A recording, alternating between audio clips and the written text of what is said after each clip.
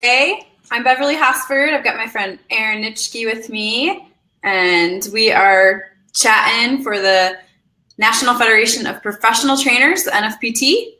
We support all of our personal trainers through blogs, videos, continuing education. So here you are on our Facebook Live show today. Thanks for joining us. Say hello. Today we're talking about body awareness, which is basically the idea of being aware of your body. And some people think of it as like the mind-body connection. Some people think of it as mindfulness. But it's definitely a really, really important topic when it comes to fitness and exercise. And we're going to tell you why, and we're going to tell you how to incorporate it.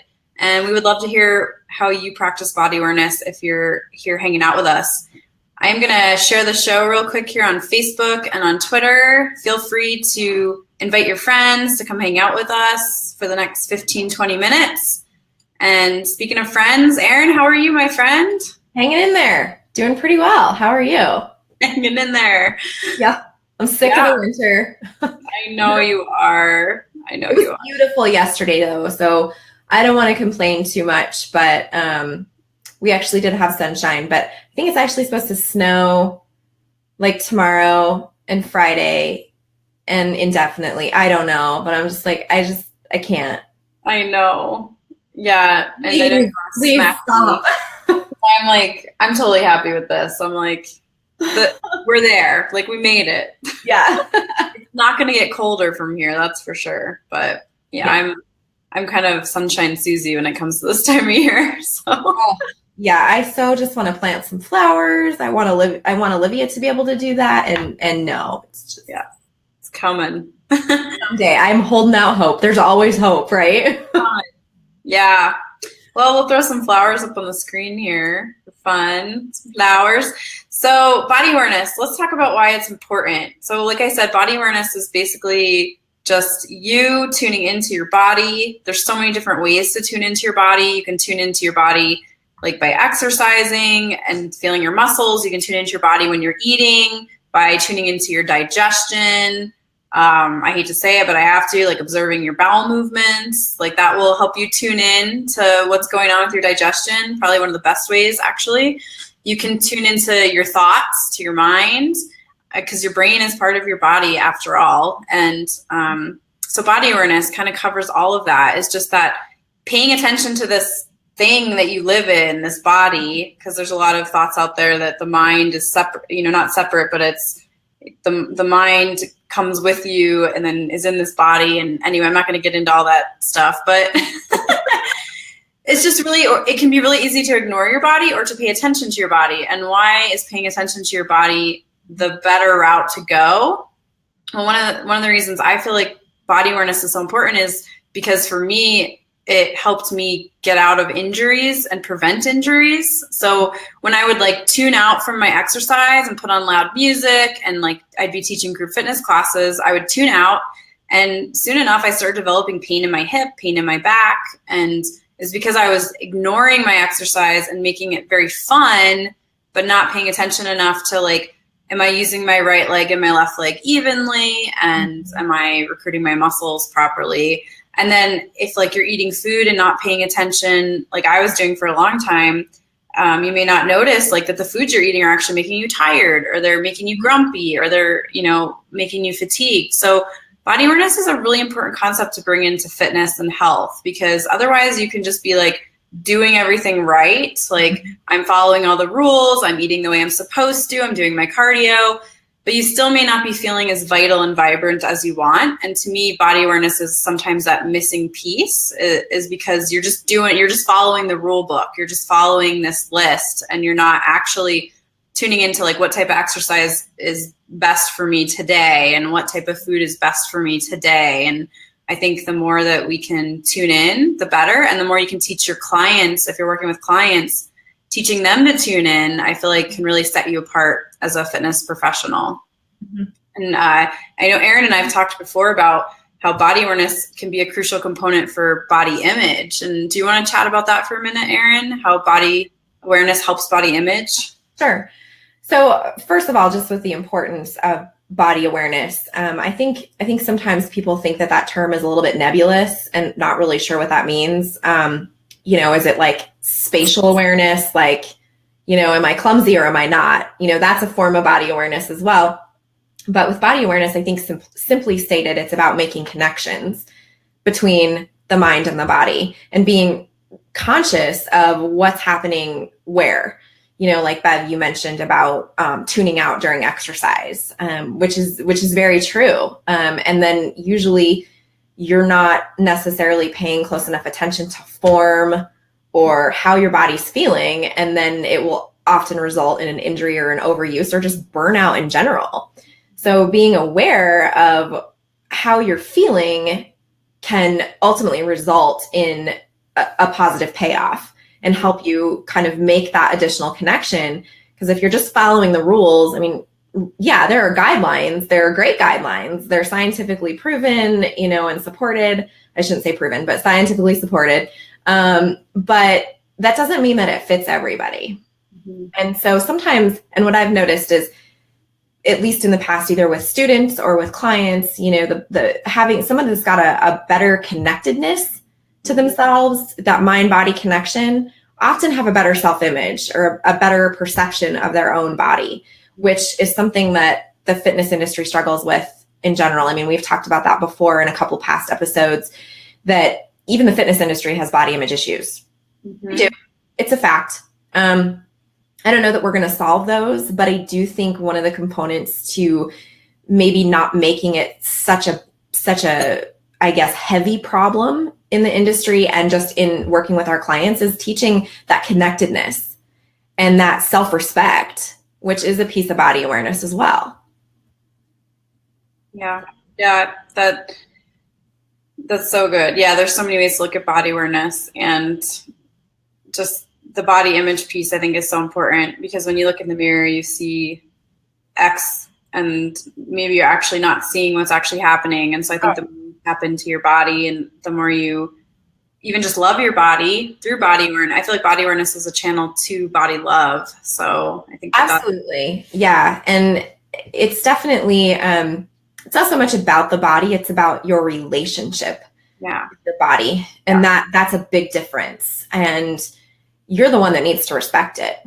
Yeah. Society is always going to be there chirping and yapping and blabbing about whatever prescribed standard somebody needs to adhere to or achieve to be whatever words you want to insert in there.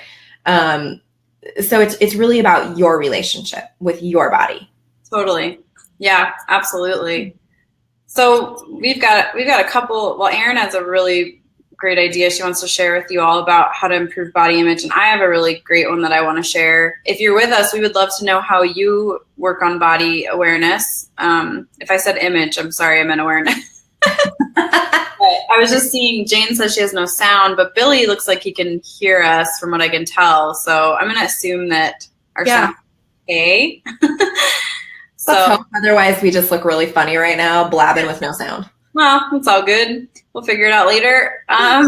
So yeah, why don't you share your favorite body awareness technique with everyone, Erin? I love it. Okay, so one thing that I like to do, either for myself or to encourage clients or students to do, especially if you're having a particularly stressful day or a stressful event is going on, like maybe your child has been sick and it's just like you feel like everything is unraveling, is do a body scan.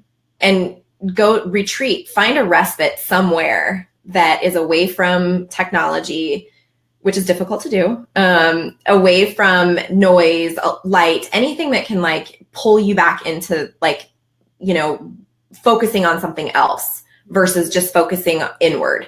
So go someplace quiet and then just scan from head to toe and really consciously think, close your eyes, consciously think, okay, how does my head feel? Like, where are my aches and pains? Is my back feeling this way? Or do I feel really good here? Do I feel really strong? And sometimes it's just about understanding those, like silencing the outside noise to be able to listen to what your body's trying to tell you. And the same can be said, like Bev, you mentioned with food.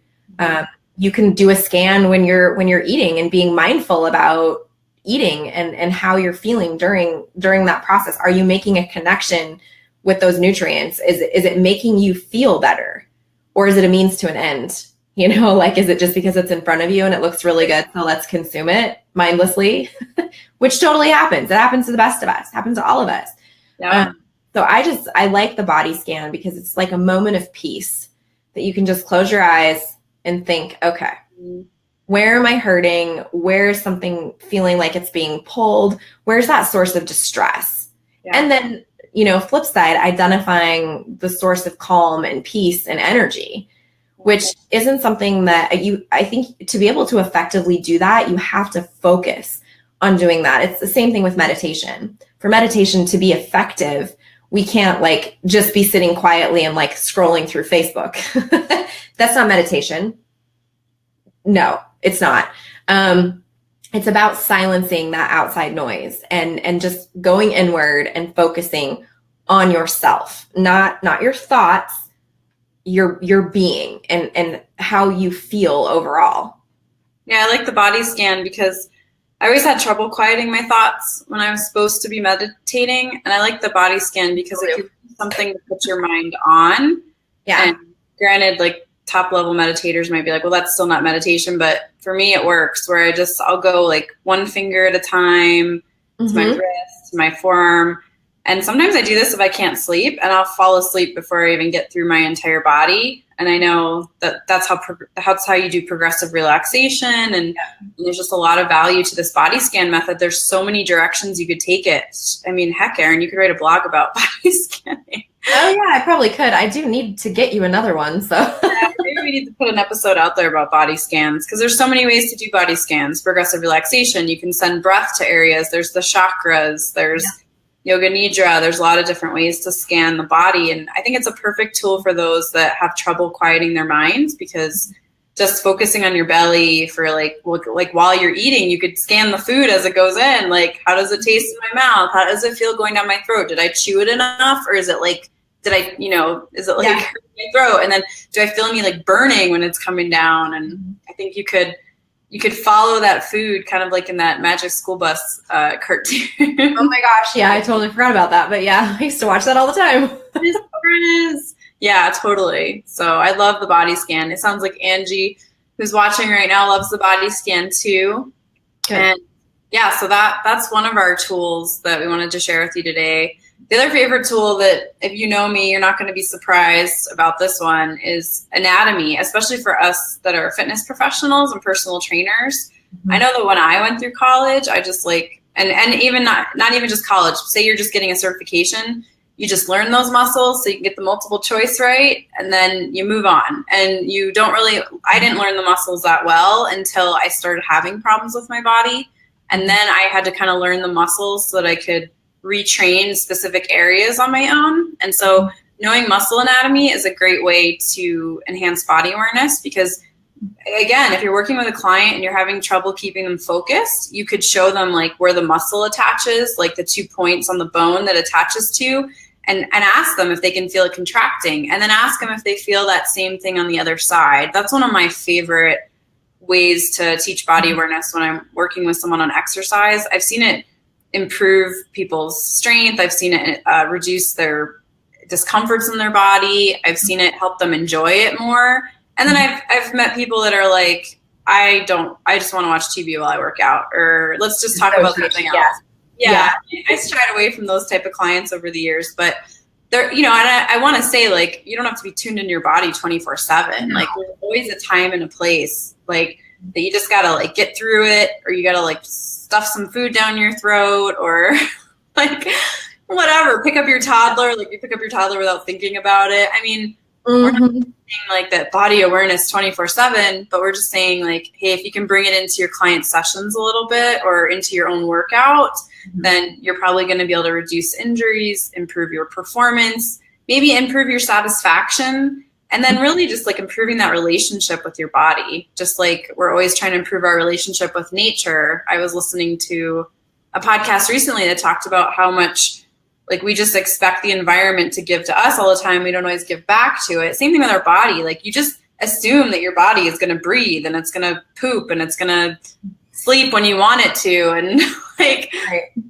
I think the more aware you are of your body, the more you can tune in and the more you can treat it well. And then your body in exchange will give you creative ideas. It will give you joy and happiness. It will give you better function. It will give you that sleep that you want when you want it. It will give you the excitement you want when you want it. I think that a lot of our mental illnesses and diseases are stemming from this lack of connection with our bodies. Like we've just, like you don't treat the body well and then it's going to rebel. And so that's my little rant for the day. Right. I love it. Yeah. I like your point about how to cue, you know, when you're teaching clients, cause so much of it is the physical. Yeah. And, you know, I think another simple example is when you're teaching someone about the squat, people have a tendency to shoot energy through their toes on the upward swing of it. And that's not where you should feel it. You push through the heels and that targets the hamstrings and the glutes. So, you know, talking to them a little bit about where they should feel it and having them make that connection of, oh, okay, so I shouldn't feel it in my knee. No, you should feel it up the back of your leg into your glute if you're shooting energy and basically using the correct body mechanics to be able to execute that lift or that move. So I think that's really important because, yeah, if you're not, if they're unaware of where they should feel it, then their chances are not potentially using the right body mechanics, and that's going to lead to injury. So instead of asking them, do you feel it? Ask, where do you feel it? Yeah. You know, instead of that closed question, that yes, no question, ask where. Yeah. And have them describe for it, because you might think they might look like they're doing it the right way, but maybe not. Yeah. Yeah, that's totally true. It may look right and it may not be right after all. And they may be feeling it more on one side than the other. And as you get more advanced with people, or you're working with a performance athlete, especially, I found a lot more athletes coming into my business once I learned my anatomy better, because athletes in particular, they have that body awareness to isolate. You know, you've got your gluteus maximus. Actually, to your brain, your gluteus maximus is 6 different muscles, or not your gluteus maximus, your entire glute complex is 6 muscles. You have three gluteus maximuses, you have 3 gluteus mediuses, and you have 2 gluteus minimuses. So, and I even added that up wrong. It's 3, 3, and 2. So anyway. I know, I'm like, oh my gosh, I'm so bad at math. That's 8, yeah.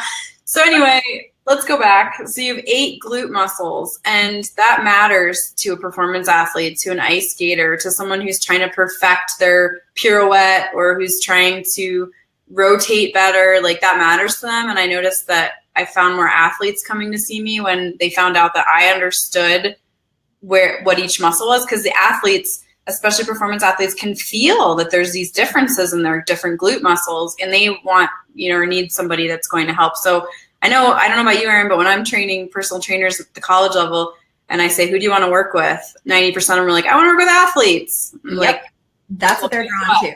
I want to be a strength athletes. Yeah, you need to learn your anatomy and your physiology at an even higher level, because they may know more than you actually just from their body awareness. Yeah, I think that's a really great observation. And it's true. There is a different level of presence when you're dealing with training for health-related outcomes and performance-related outcomes. Those are 2 very different approaches, for one, but there is a very different level of that conscious awareness of where they feel it and why am I not getting this particular turn or this particular whatever correct. They're aware of that weakness. So yeah, very good point. Absolutely. Well, that's what we have for you guys today on body awareness, anatomy, body scanning, you know, and hopefully you understand why it's so important. I'm just going to take a look here. Angie wrote a comment. It's really long, though. It's going to take me a moment to read it. Go, Angie. Saying something about her daughter with her ribs hurting. And then she realized she did a lot of jumps in class last night. I don't really usually do that. So, yeah, like just kind of connecting that soreness back to, like, where did it come from? And otherwise, she said that sometimes we get it confused with the only way we look and don't think about being connected. Awesome. Billy put up a quote. I'll throw it up on the screen real quick. Body awareness not only anchors you in the present moment, it's a doorway out of the prison that is the ego. It also strengthens the immune system and the body's ability to heal itself. Yes, thank you, Billy. This is one of my favorite quotes of all time. I love Eckhart Tolle's work. Like, YouTube him, check out some resource. Like, it's just profound and it's soul food. It's so true. Also, it is a way out of your mind, out of your ego. And yeah, I love that Eckhart Tolle says this because I really honor his work. So, I love his work. Seriously. I'm like, well, why can't I, in my next life, I want to be that smart. That's great. Well, speaking of body awareness, and so there's a lot of great ways to enhance body awareness and weight tracking and all that stuff, but we're going to talk about a different type of tracking next week on NFPT Live. We're going to talk about sleep tracking. So join us next Wednesday at 10 a.m. Mountain Time, and we will be talking about how to incorporate sleep tracking into either your life or that of your clients. And then we will see you there next week. Yes, thank you for joining us. Yeah, we'll see y'all later. Bye.